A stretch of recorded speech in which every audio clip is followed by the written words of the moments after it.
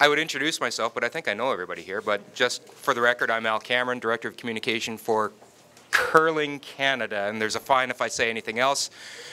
And the reason for today's announcement, obviously, is to announce that Dion Phaneuf has been required by the Calgary... What? That's not good news? No? No. No, we've got a very significant announcement today, and to make that announcement, I'd like to introduce our Chief Executive Officer, Greg Stremlaw. Thank you, Al, and thank you guys for coming. I know it's busy, and no, we don't have any trades to announce today, none that I'm aware of anyhow, but we're working on it. And as Al said, it's kind of surreal to be here with a different backdrop, a new logo, new brand. We launched it on Friday. I hope you like it. It's getting rave reviews so far. It's been 25 years since we rebranded, so it was long overdue. If you haven't, go on our website. A whole new brand architecture is there. It's just not the primary emblem. It's a whole bunch of other programs and services that we provide. As Al said, today we actually have not one but two special announcements to make, both event-related. Before I get going, though, I would like to call attention to a couple of our National Board of Governors for Curling Canada that are here. Lena West, Governor for Curling Canada, and next to her, the Chair of the National Board of Governors for Curling Canada, Marilyn Neely. Thank you both for joining us. 4 years ago, Curling Canada awarded the 2013 Tim Hortons Roar of the Rings to the City of Winnipeg, and in turn, the road to the Roar pre-trials. It's a mouthful, to the City of Kitchener.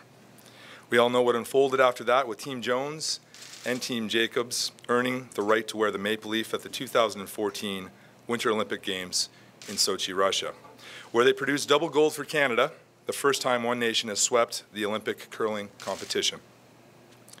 With that feat, not only did Canada become the #1 ranked nation in the world in both men's and women's disciplines, but it also continued a very special record in Canadian sport.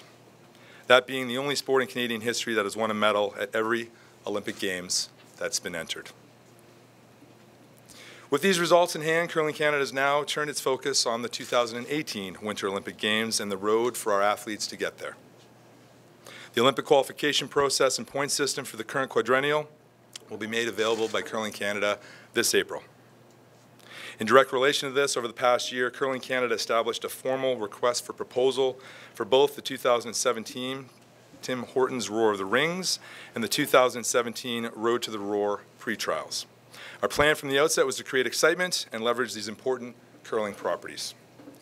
After an exhaustive review process with many exceptional bids for both events, we're very pleased to advise that Curling Canada has selected the winning host cities for both critical Olympic qualification properties. Today's gathering is to publicly announce both sites simultaneously. I'm going to start with the pre-trials. The 2017 Road to the Roar pre-trials will be held between the dates of November 6th to the 12th, 2017, at Credit Union Place in Summerside, Prince Edward Island. So congratulations to Summerside. We're absolutely positive that they will do a wonderful job of hosting. I'll now turn my attention to the Roar.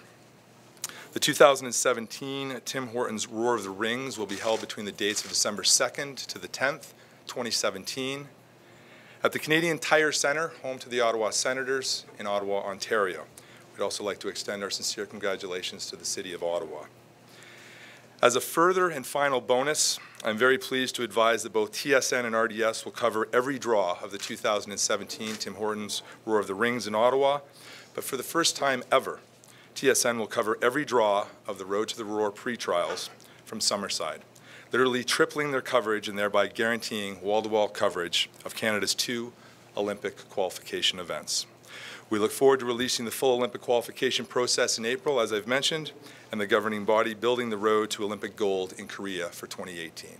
Thank you very much for coming. So if there's any questions from the floor, we'll take them right now. Otherwise, we can do scrums afterwards. Any questions from the floor? Ottawa hosts next year's Brier, correct? Correct, at TD Place. Why go back? It's 20 months later. It's actually 2 curling seasons later, different big group, different venue, whole different feeling. We felt that their bid was phenomenal, so that's why we're going back there. There's enough proximity or distance, we think, between the 2 events. Yeah. What about a venue like in Summerside? Obviously smaller. Yeah, smaller event. Their bid was definitely the premium event. Bringing an Olympic qualification event to Atlantic Canada, we thought was a really good fit. They put together a good bid. I think it's a nice sized building for that type of property. It's not too big, so we think it will show well on television. And our partners are satisfied that Somerset should do a really good job. How many bids did you receive? In total, it was a closed bid process, so I can simply say that we received multiple bids for both properties. But the closed bid process, a number of communities we signed NDAs for, and so they didn't want it necessarily known that they were out there bidding. Some are a matter of public record. I'm sure you can find those, but several bids for both properties. Greg, was there for the roar, was there a minimum building size required?